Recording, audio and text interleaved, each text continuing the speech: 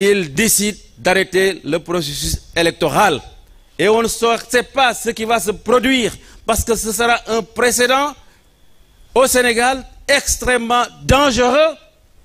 Et cela pourrait se propager aussi dans les autres pays africains de la sous-région.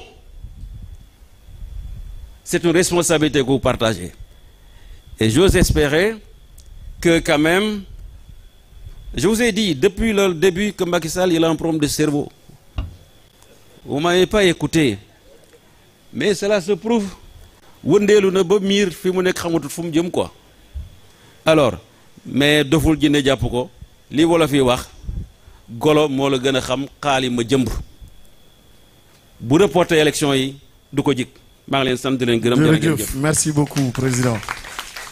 Njox kàddu gi madame le premier ministre présidente Aminata Touré. jërëjëf man muy wax ak yéen dama bokkoon ci collectif des candidats spoliés defe naa ne maa ko sanc ma dem conseil constitutionnel ñu foqati sama parrainage jaay ma doole tey maa gën a taxaw ci Sénégal pour que ñu am élection le 25 février 2024 ndax li may bañ mooy ñu taafantooma man pour violer la constitution li may bañ mooy ñu taafantooma man pour que Macky Sall desaat fi ba xamuñu kañ ku fi dugg ci report élection na nga xam ne ubbi nga la boîte de Pandore bu ku fi reporter élection ñu ngi ci vide constitutionnel parce que président Macky Sall le 2 avril 2024 ci lay pare ci nguur gi loolu la constitution wax kon may wax sama naataango yi nga xam ne jàpp nañ ne ils ont été spoliés loolu mu ngi sunu ginnaaw nanu fàttaliku xale yi nga xam ne dañu génn di manifester seeni droit ñu boom leen ñooñu gën a métti la situation defe naa candidat yi nga xam ne dañu foqati seen droit à participer à l'élection Ousmane Sonko fàttaliku leen ne ñaari yoon ay juge jox nañ ko décision pour que mu bokk sunu candidat ñun ba Diomaye Faye ma nga ca kaso ba kon fii ay violation wu droit rek ñoo fi am li ko mën a arrêté mooy ñu dem élection le 25 février ñu débarrasser wu une fois pour toutes de ce régime qui est liberticide régression démocratique mës sa am ci Sénégal depuis ces 2 ou 3 dernières années mës sa am la communauté internationale soxna Yacine wax na ci anglais pour ñi dégg anglais parce que bari ngeen fi à la communauté internationale vous avez une obligation d'intervenir parce que nous partageons le droit international tous ensemble. Le droit de participer dans des conventions que nous avons signées en tant que Sénégal.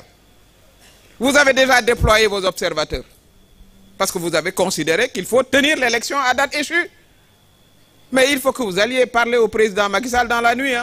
Il ne sera pas accepté demain qu'il nous dise qu'il va reporter l'élection. Ce ne sera pas accepté par les Sénégalais.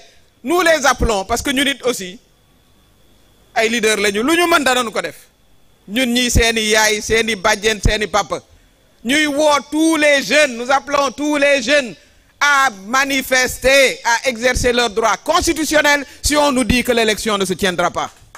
C'est notre droit constitutionnel de descendre dans la rue et de manifester contre tout report à l'élection présidentielle kooku ñun ñoo koy wax fii ndax nag li ñu gis mooy ba mu bëggee 3e mandat dañu génn taxaw mu dellu ginnaaw malheureusement xëy na loolu la xam constitution bi daf ñu may ñu manifester bu nu fi déggee violation constitution suba ñu ne ñu dañuy reporter élection bi dañu war a génn exercer notre droit constitutionnel et manifester parce que mënuñu koo nangu tey mënuñu koo nangu ëllëg loolu mooy la situation actuelle.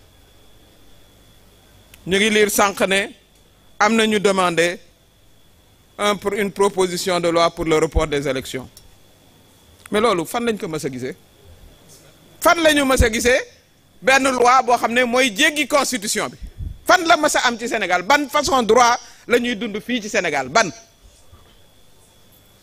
loolu nag ñun suñu responsabilité la ñun en tant que citoyens, en tant que Sénégalais. En tout cas, nous, en tant qu'opposition, nous prendrons nos responsabilités et nous appellerons les Sénégalais à prendre leurs responsabilités avec nous. Sénégal, nous nous donne la vitrine. On était la vitrine de la démocratie en Afrique. Aujourd'hui, on est la risée. On n'a jamais vu au Sénégal une élection présidentielle reportée. Ça, c'est le bilan de Macky Sall. On ne l'a jamais vu. À 48 heures, moins de 48 heures, nous sommes prêts pour aller à l'élection. Il sait très bien que son candidat sera battu dès le premier tour. Il le sait très bien. Mais c'est son problème. C'est lui qui l'a choisi. C'est lui qui a choisi un candidat incapable de gagner. Il le règle dans sa maison là-bas. Il ne transforme pas une crise politique interne à la paire en crise institutionnelle. Et c'est ça le problème. Que la commission d'enquête enquête jusqu'à ce qu'elle trouve ce qu'elle veut trouver. C'est son droit. Mais l'élection doit se tenir le 25 février et nous irons en campagne dès après-demain. Et il faut appeler tous nos militants, tous nos responsables à se tenir prêts à aller en campagne électorale et pour battre dès le premier tour le candidat de Macky Sall Amadou Ba. Fofu le réew mi tollu. Yef yi nak fulla la ak fayda du lenen. Fulla la ak fayda. Bu fekkon dañ doon yox yi ca bam bëggé 3e mandat kon batay moy candidat bi.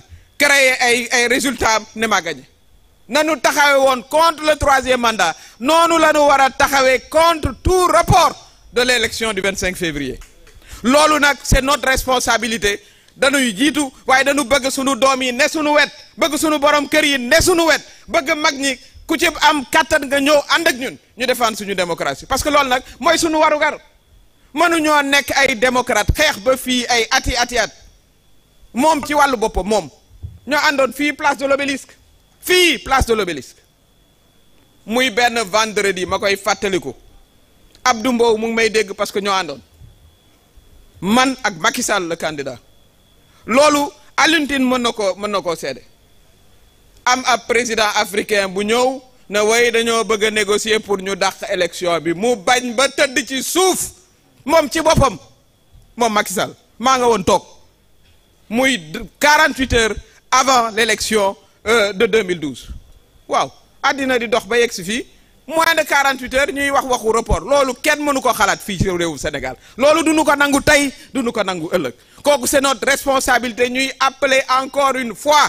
les Sénégalais des villes des campagnes ñu jóg taxaw bu ñu déggee report parce que lolu violation de la constitution la te lolu waruñ ko nangu tay waruñ ko nangu ëllëg maa ngi leen di sant.